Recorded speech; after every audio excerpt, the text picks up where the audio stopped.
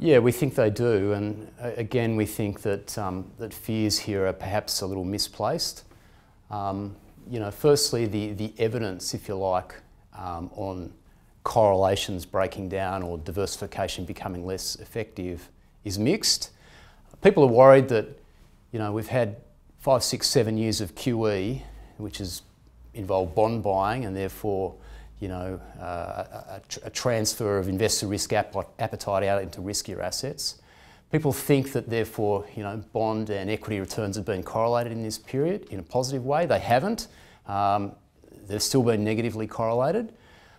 So the unwind of QE shouldn't necessarily involve a positive relationship in a downward sense between the two.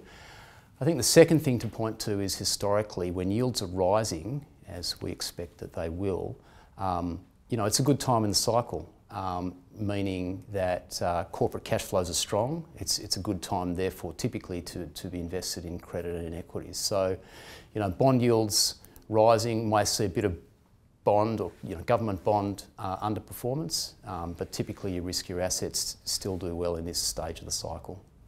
The other thing to remember about diversification is when do you need it?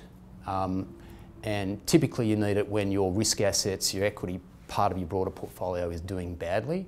And the evidence suggests that bonds do well in those downside risk environments. We looked at all the examples of big equity market drawdowns in Australia in the last 20 years, and in all bar one, you had a very positive response from fixed income.